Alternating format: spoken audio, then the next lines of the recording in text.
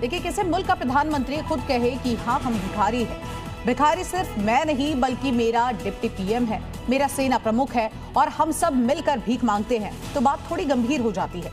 पाकिस्तान के प्रधानमंत्री शहबाज शरीफ ने आखिर ऐसा क्यों कहा? क्या पाकिस्तान की हालत इतनी ज्यादा कंगाल हो चुकी है कि सभी बड़े हुक्मरानों को भीख का कटोरा उठाना पड़ जाए? समझिए इस रिपोर्ट से। कंगाल पाकिस्तान के दो आका हाथ में कटोरा लिए घूमते हैं, जहां जाते हैं कटोरा आगे कर देते हैं। ऐसा सुनते हुए आपको अजीब लग रहा होगा, लेकिन ये बात पाकिस्तान के प्रधानमंत्री खुद कह रहे हैं। कैमरे के सामने बताया कि हाँ हम हाथ पसारते हैं, अलग देशों में जाकर भीख मांगते हैं और इसमें हमें काफी शर्म आती है। तो आप क्या क्या कहेंगे? इसलिए सबसे पहले सुनिए पाकिस्तानी पीएम शहबाज शरीफ का वो कबूलनामा, उसके बाद आप समझिएगा पाकिस्तान के कंगाली का आलम।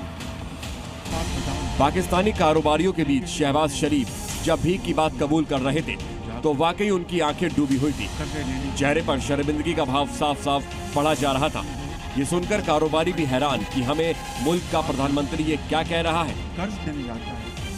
ये ठीक है, शहबाज शरीफ की देश में चलती नहीं, सेना मानती नहीं, आवाम सुनती नहीं, लेकिन ये क्या कि देश का वजीर आजम भरी मीटिंग में ये ऐलान करने लगे कि हाँ हम भिखारिस्तान बन चुके हैं।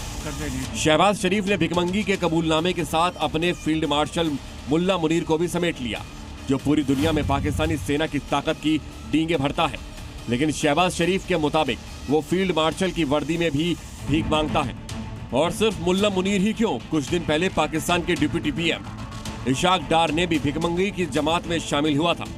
शहबाज शरीफ और इशाक डार के बयानों के बाद पाकिस्तान के 3 बड़े भिखारी कन्फर्म हो चुके हैं।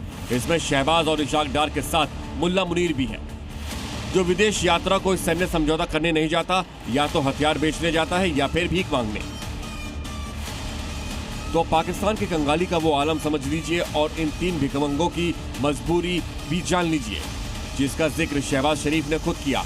2026 की आखिरी तिमाही में भी पाकिस्तान ने $12 बिलियन कर्ज लिया था, लेकिन ये खर्चा चलाने के लिए नहीं था। $12 बिलियन की भीख लेकर $3 बिलियन का कर्ज चुकाएगा पाक।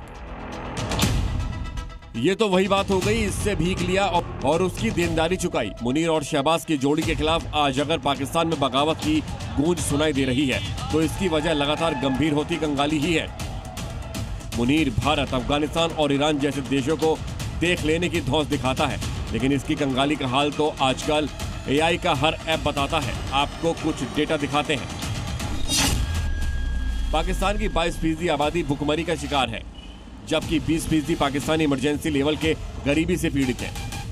ग्लोबल हंगर इंडेक्स के मुताबिक 40% बच्चे कुपोषण के शिकार हैं। ये हालात पाकिस्तान $325 बिलियन का कर्ज लेकर भी नहीं सुधार रहा है।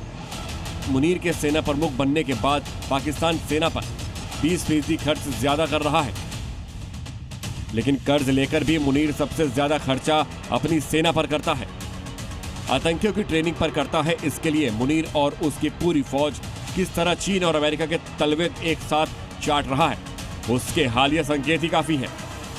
समझने वाली बात यह है कि खरबों के कर्जे का जो बड़ा हिस्सा मुल्ला मुनीर रक्षा बजट के खाते में रखता है, उससे सेना का कल्याण कितना करता है। 2022 से अब तक 4000 जवान मुनीर की जंगी जिद में मारे गए हैं। 20,000 से ज्यादा जवान घायल। अभी 3 मोर्चे पर जंग लड़ रहा है मुनीर अपने जवानों को इन 3 मोर्चों की जंग में ऐसे झोंक रहा है कि अब वापसी संभव नहीं है।